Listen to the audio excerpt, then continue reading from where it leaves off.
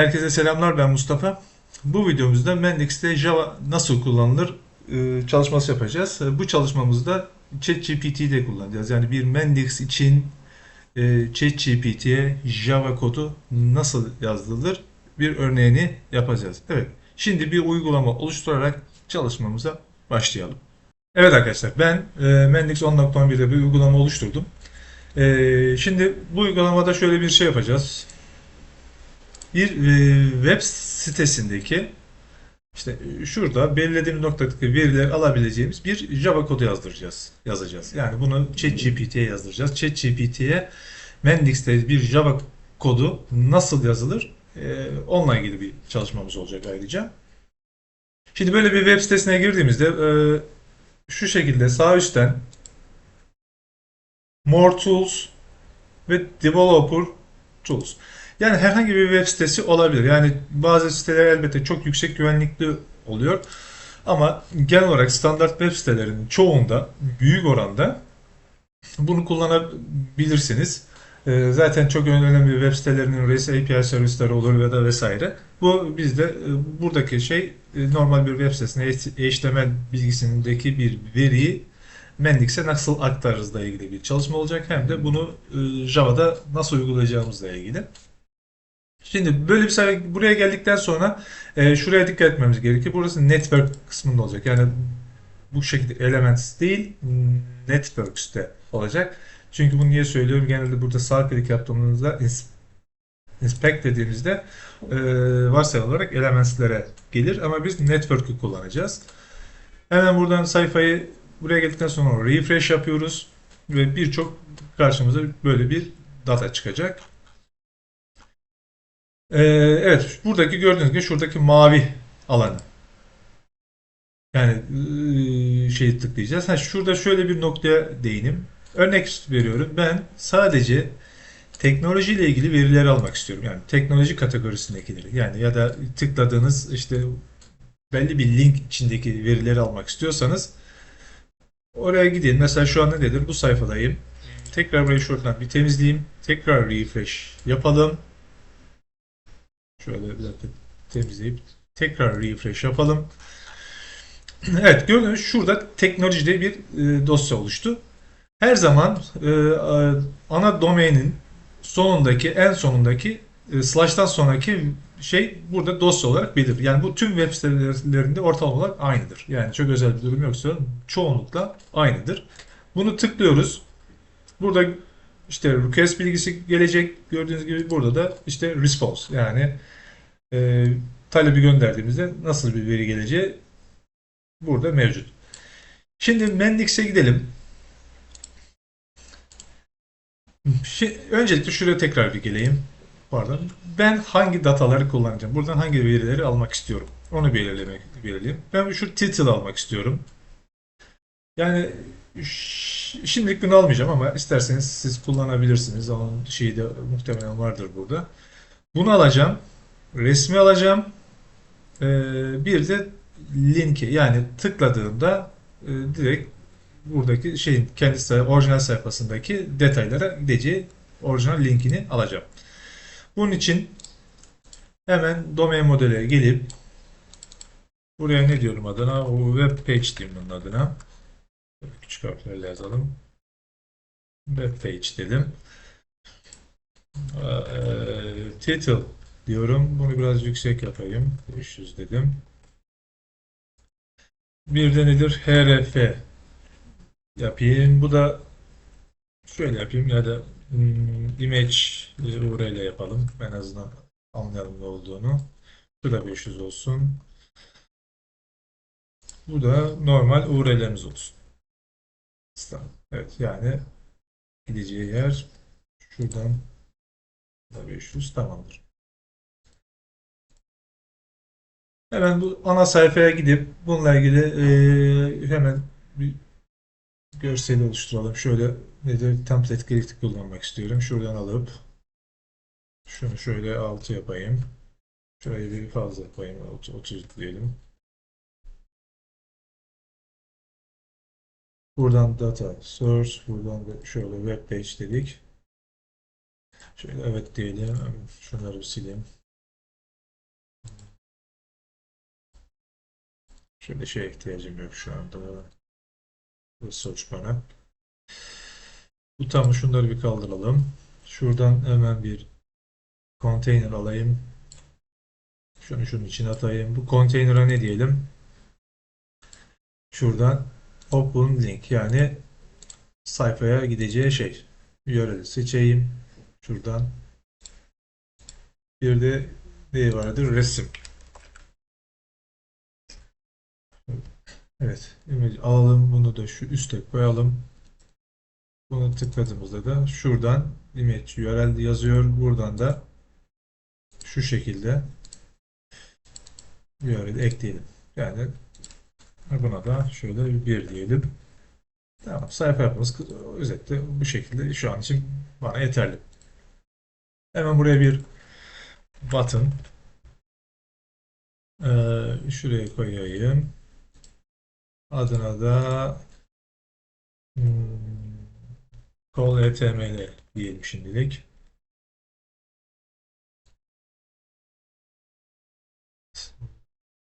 Buradan da hemen call dedim. Call ve service. Evet, şimdi buraya geçebilirim. Burada ne alacağım? Headers'ı. Headers'a geçeceğim ve Headers'tan da buradan request URL'ini alıyorum ve buraya yapıştırıyorum. Buradan da response'u direkt olarak string olarak almak istiyorum. Nedir? Response HTML diyeyim adına da. Tamam dedim. Hemen bir test edelim. Add breakpoint yapalım. Evet, bir çalıştırmam lazım ilk önce.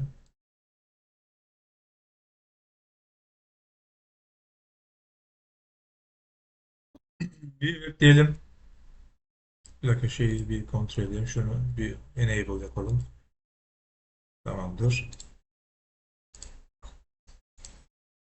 Bakalım çalışıyor mu? Evet. Response olarak şeyimiz geldi. Bunu tıklamıyorum çünkü çok fazla veri olduğu için bir donma yapıyor. E, evet. Gönderdiğimiz talebimizi gönderdik ve bir HTML response aldık. Continue all diyelim. Şimdi ne yapacağız? Java ile buradan istediğimiz verileri alma işlemini. Buradan hemen Java diyorum. Call dedim. Şuraya da adına da Java Java Action demiş. İsim bulamadım birden. Java Clean HTML diyelim diyeyim. Evet, buraya gelelim ve burada ne yapayım? Bir parametre eklememiz lazım. Ne için bir parametre? Buradan gelen veriyi Java'ya aktarmamız gerekiyor. Bunun için hemen buraya bir parametre, buna da data HTML diyelim. Tamam. Ve buradan gelen veriyi nereye kaydedeceğiz? Nedir? Buraya kaydetmesini istiyoruz değil mi? Hemen buradan alt kısımdan da return type listi seçeceğim çünkü birden fazla veri olacak orada. O yüzden result'ın list olarak dönmesi gerekiyor. Web page diyorum. Evet. Şurada hemen bir hata oluştu. Gördüğünüz gibi buraya geliyorum ve buradan bunu tıklayıp şuradan data HTML'i, evet, response HTML'i buna eşleştiriyorum. Buna da nedir? Yazalım. Result diyeyim şimdilik. Result list diyelim. Tamamdır.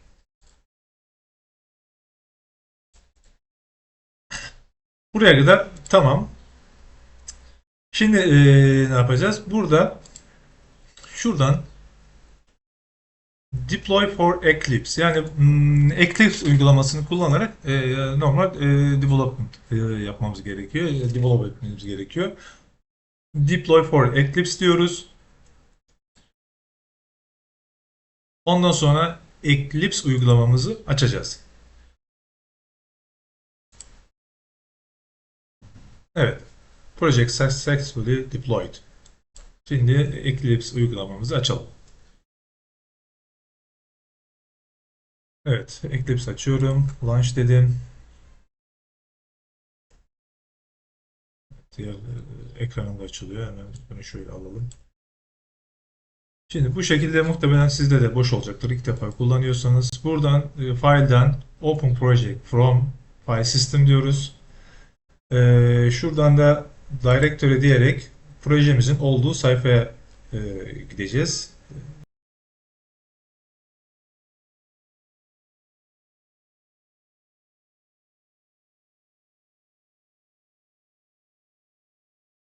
Projemin olduğu sayfaya geldim. Benim projemin adı neydi? Bak, yeni bir şey oluşturduğumuzu unuttum. Evet, Java HTML demişim ben projemin adına. Şöyle J'ye basayım. Evet. Bunu tıklayarak şöyle tıklayarak evet, Select Folder diyorum. Ve projemi nereye aktardım? Evet, Eclipse'e aktarmış oldum. Şimdi buradan tıklıyoruz. Şurada gördüğünüz gibi bir Java Search kısmı var. Bunu tıklıyoruz. Buradan da şey kısmı işte nedir? Domain model kısmına gelip Main Actions var. Buraya geliyoruz ve burada evet gördüğünüz gibi oluşturduğumuz Java Clean HTML dosyamız burada.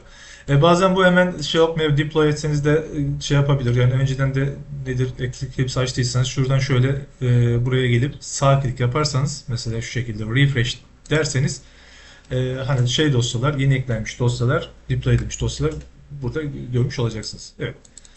Şimdi bunu tıklayalım. Şimdi bize Mendix bu şekilde bir sayfa verdi. Şimdi bunu şunu şu şekilde alıp komple kopyalayıp daha sonra burayla işimiz yok. Şuraya gidiyoruz. ChatGPT'ye gidiyoruz. Ve ChatGPT'ye buraya yapıştırıp ve ChatGPT'ye diyoruz ki herhangi bir kendi ifadelerinizle bununla ilgili nedir? Şöyle yapalım. Evet. Bu Java kodu ile ilgili çalışma yapacağız. Detayları birazdan vereceğim. Bunu hafızana al. Şu an için bir şey yapma. Bunu niye yazıyorum? Bazen ChatGPT'ye tam komut vermek gerekiyor. Yani adım adım gerçekten yoksa bunu direkt gönderdiğimde hemen onu yorumlayıp bir sürü şey farklı datalar veriyor. O yüzden e, net komutlar vererek ilerlemek gerekiyor. Öncelikle han kodumu ben şeye gönderiyorum. ChatGPT'ye. Evet. Şurada gördüğünüz gibi bellek güncellendi yazar. Bu tip şeylerde mesela arada da hatalar yaptığınızda ChatGPT'ye işte şurada şöyle bir ifade kullanmışsın bunu böyle olacak. Bundan sonraki çalışmalarımda bunu güncelle dediğinde orayı otomatik olarak bellek güncellendi diye devam eder. Şimdi burada ne yaptı? Ben bunu gönderdim. Artık Mendix'teki Java kodum hazır. Bundan sonra bunun üzerinden devam edecek. Şimdi ben buraya geliyorum. Nedir? Ben buradaki verileri alacaktım değil mi? İlk önce şurayı bulabilmek için şuradan şunu kopyalayayım hani daha hızlı bulabilmek adına. Şurada Ctrl F yapayım. Neredeymiş bu dosya? Evet, şuradan başlıyormuş. Tamamdır. Şimdi burada ne yapacağım? Ben şuradan şu şekilde şuraya öyle alacağım ve burayı kopyalıyorum. Ve buraya gelip bunu buraya yapıştırıp ve ne istediğimi söylüyorum. Evet. Bu HTML bu HTML'i ayıkla ve buradan bana hemen bakayım ben neler istiyordum. Önce onu bulmam lazım elbette ki. Tilted'daki veriyi yazayım tek tek. Evet. Bana Tilted'daki veriyi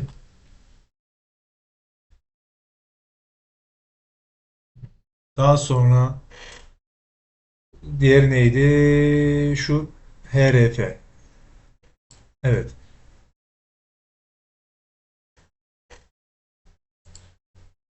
Evet. href linkini ve orada ne diye ifade etmiş? Bir de img, evet, şey yapalım. img linklerini veren kodu hazırla. Bu ikinci aşama.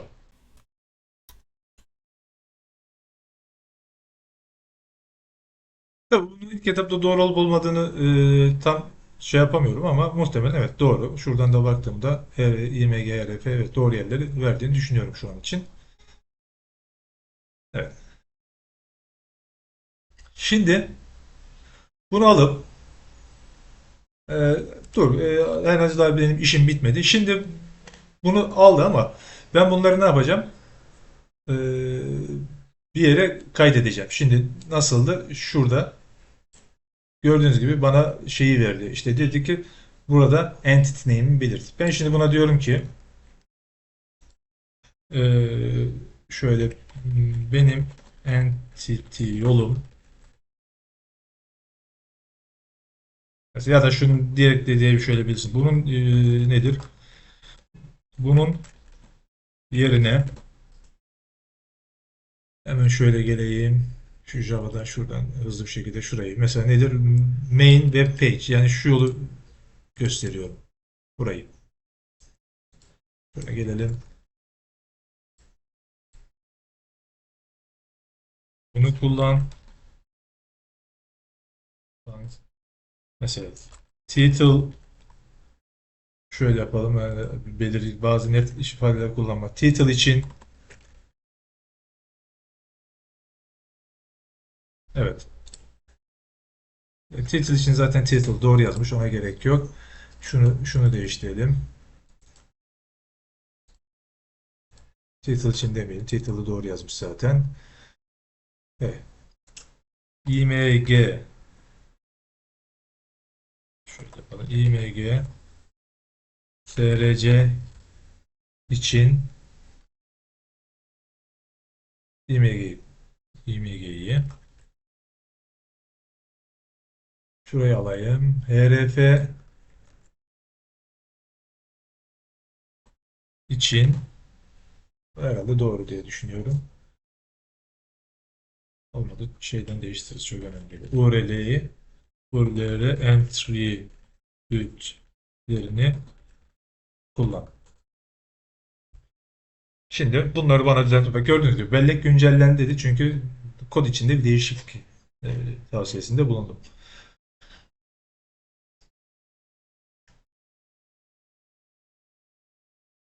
Evet, şimdi benim attribütlerime uygun bir kod hazırladım. Şimdi bunu kopyalıyorum. Eclipse'e gidip yapıştırıyorum. Şimdi bazı hatalar alacağım. Gördüğünüz gibi. Şimdi bu hataları düzeltelim. Bu hatalar ne hataları? Aslında hata değil, paket eksik. Yani diyor ki senin de bu paketler şu an için yok. Yani bunu internetten Google arattırıp hemen indirelim öncelikle.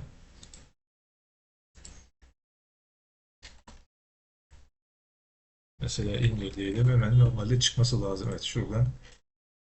Buradaki evet SOP paketini şu şekilde indirelim. Evet. Şey kısmına inmiştir.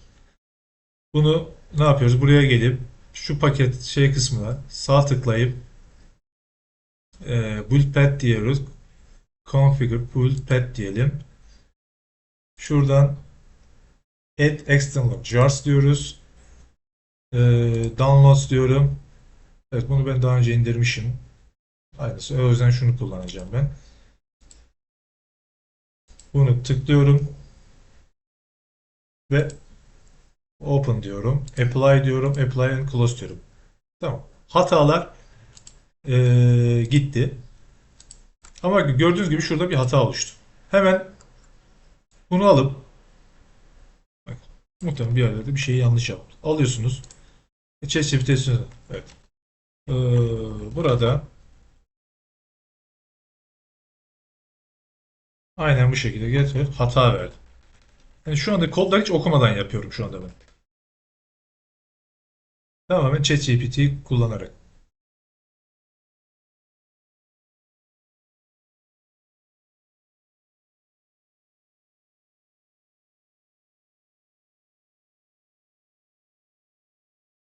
Hemen alalım.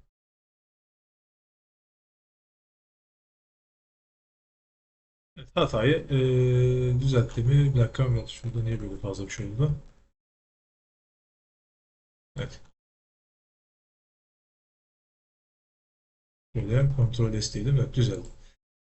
Evet, pardon, bir yerde bir şey yapıyorum. Siliyorum bir yerleri. Ondan sonra hata veriyor. Tamamdır. Hata gitti.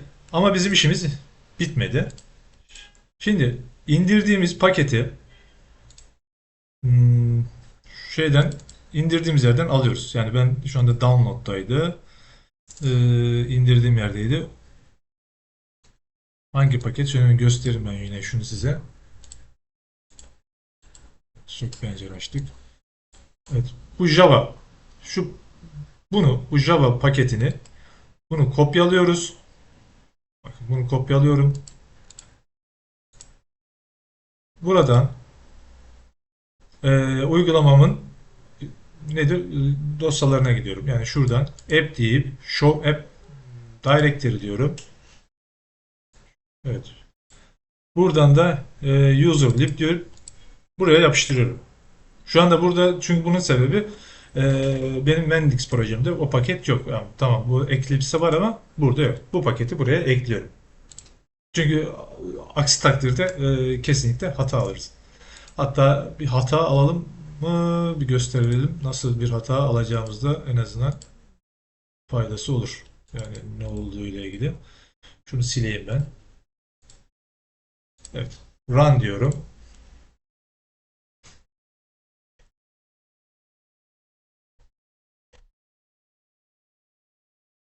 Yani muhtemelen şöyle paketin eksik olduğuna dair bize şey verecek. Gördüğünüz gibi. Evet. Action failed dedi. Çünkü paket eksik. Gördüğünüz gibi şurada bu şekilde yazıyor. O yüzden hemen tekrar paketimizi yerine koyalım. Tamamdır. Şimdi run diyelim. Muhtemelen çalışacaktır.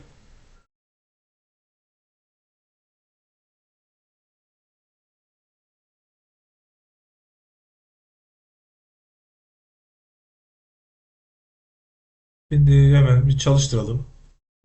Çalışıyor mu diye. Şöyle bir call diyelim. Hata var mı yok mu bilmiyorum ama.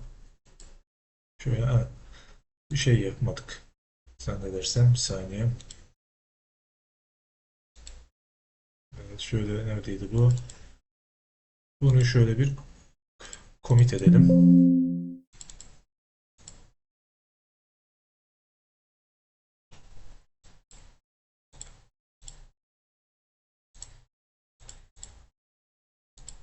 Aslında commit ediyor bu ama neden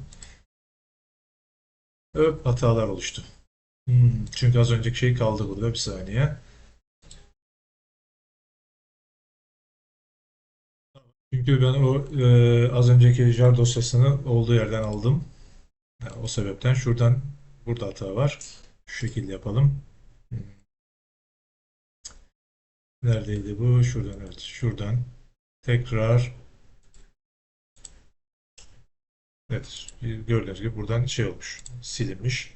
Daha doğrusu ben oradan kaldırmıştım. Direkt orijinal dosyamızdan göstereyim. Evet, buradan sildiğim için bu şekilde oldu.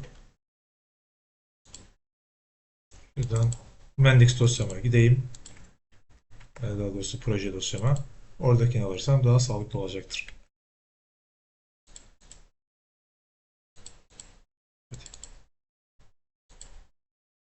Tamamdır. Şunu sev diyelim. Şimdi run yapıp çalıştıralım.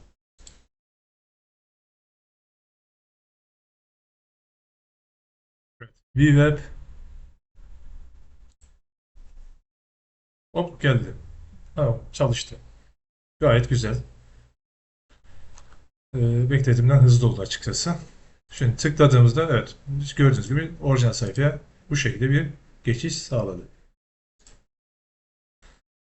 Yani buradan şuradan daha fazla şey ekleyebilirsiniz. Mesela şuradaki kısmı da altına yani eklenebilir. Hatta şöyle bir test edeyim isterseniz. Ctrl C diyelim. Hmm, Bu koda hmm, buradaki bilgiyi de ekler misin? Atıyorum biraz kibar konuşalım ChatGPT'ye. Onu hazırlarken biz de buradan hemen bir tane nedir? Description diyor. Diyelim buna unlimited diyeyim şimdilik çünkü uzun olacaktır.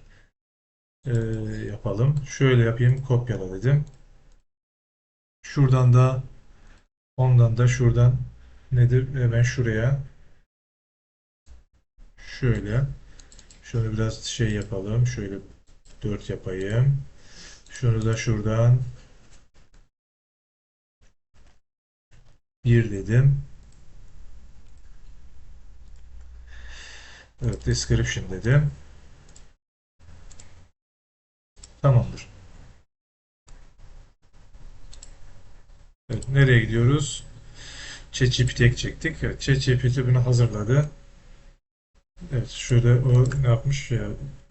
Yani bunu biz kendimiz değiştiririz. Şunu kopyalayalım. Hatta şöyle yapayım. Şöyle hani öyle bir training olduğu için bu.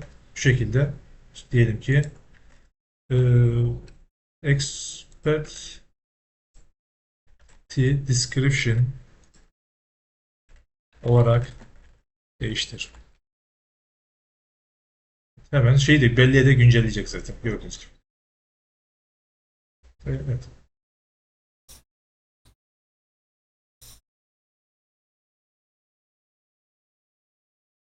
Sadece attribute'ü değiştirdi. Buradan kopyala diyorum. Bunu alıp buraya yapıştır dedim. Ctrl S dedim. Şunu bir şeye çevireyim. O zaman ne olacak? Şu şekilde girelim. Bunu da şöyle data macroflow yapayım. Yani bu da değişik bir örnek olsun. Kopya dedik. Bunu no diyelim şimdilik. Buraya gelelim. Buna hiç gerek yok. Artık non-persistable oldu. Restore desin. Şuna ne olacak? Buna gerek olmayacak. Evet. Şunu search'e gerek yok. Şimdi save dedim. Bununla işimiz hiç kalmadı artık. Hatta bunu da silmem lazım. Bunu da kaldırayım.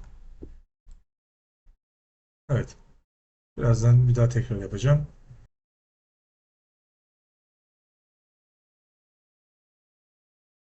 Tamamdır. Evet. Sayfaya girer girmez gördüğünüz gibi erişim var. Şöyle yapalım. Artık non-persistable. Hemen tekrar şey yapalım. Gayet güzel çalışıyor şu an. Evet, benim anlatacaklarım bu kadar. Tekrar yeni bir videoda görüşmek üzere. Umarım faydalı olmuştur. Herkese iyi çalışmalar.